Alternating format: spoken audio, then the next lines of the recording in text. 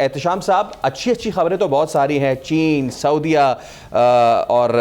ارامکو سے لے کے میرس تک سارے پاکستان میں انویسٹ کر رہے ہیں، لیکن دوسری جانب یہ جو قرض کا بار ہے، یہ جو قرض کا بوجھ ہے، یہ بھی تو ہمارے اوپر ہے۔ کیسے دیکھتے ہیں معیشت کو؟ اب خاص طور پہ آج اسٹاک ایکسچینج نے بڑا زبردست پرفارم کیا۔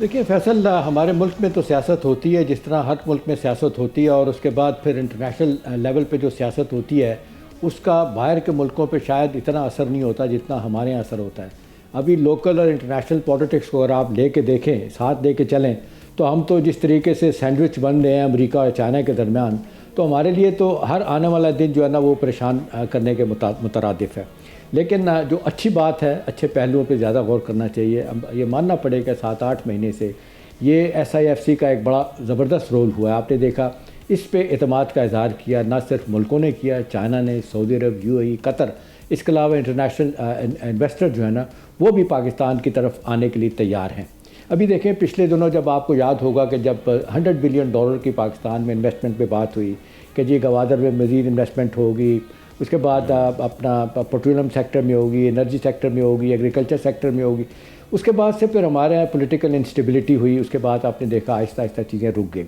لیکن اچھی بات ہے کہ کوئی اس پہ بڑا اسپیشل انٹرسٹ پرائم منسٹر بھی لیتے ہیں اور آرمی چیف بھی لیتے ہیں، اور اللہ کا شکر ہے کہ جس انداز سے وہ اپنا کلاؤٹ استعمال کرتے ہیں جا کے مڈل ایسٹ کے ممالک میں، تو اس سے اچھی خبریں آنا شروع ہو جاتی ہیں۔ اب سوال یہ ہے کہ جی اس کے بعد آگے کیا ہوگا؟ دیکھیں اب انیشلی $25 بلین کی انویسٹمنٹ جو $100 بلین کی ہے، اس میں سے جس طریقے سے 2-3 بڑے پروجیکٹ سامنے آ رہے ہیں یہ لگنا شروع ہو جاتے ہیں۔ بائی دی وے آج چائنا کا جو 1200 میگا واٹ نیوکلیر پارک کا جو چشمہ پہ ہے اس کا بھی فائنل کر دیا انہوں نے۔ تو میرا خیال ہے یہ سب کچھ بہت کچھ ہو سکتا ہے، لیکن میرے لیے جو زیادہ پریشانی والی بات ہے وہ جو IMF کے کانٹیکٹ میں فیصل کہ دیکھنے بڑے عرصے سے ہم توقع کر رہے تھے کہ یہ ہمارے اسپیشل اکنامک زون جو 9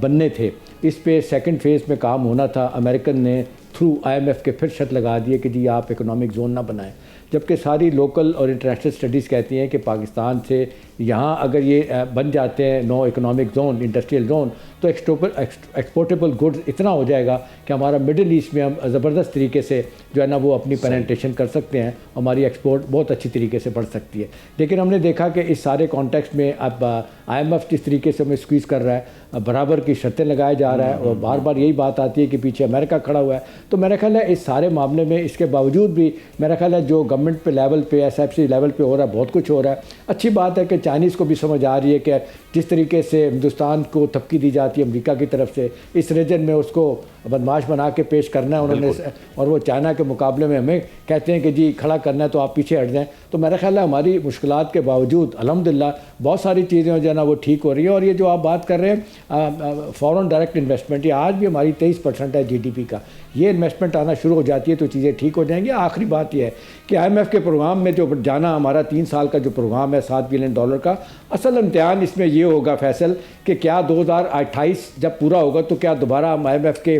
دروازے پہ تو نہیں کھڑے ہوں گے۔ اس کا ایک ہی طریقہ ہے کہ جب تک کہ ہوم گرون پالیسی نہیں بنتی، ہم اپنا جس طریقے سے ہم دیکھنے کے 3 بڑی چیزیں ہیں کہ ہم پولیٹیکل سٹیبلٹی نہیں لے کے آتے، اور ہم سیکورٹی کنسرن دور نہیں کرتے، اور اپنا ایک وائبل سسٹم نہیں بناتے کہ اپنے پرائیویٹ سیکٹر کو کیسے کھڑا کرنا ہے، ٹیکسیشن نظام بہتر کرنا ہے، انرجی سیکٹر ریفارم کیسے لے کے آنی ہے، یہ اگر ہم کر لیتے ہیں تو میرا خیال ہے بہت ساری چیزیں ہمارے لیے بہتری کی طرف ہمیں لے جا سکتے ہیں۔ ایبسلیوٹلی۔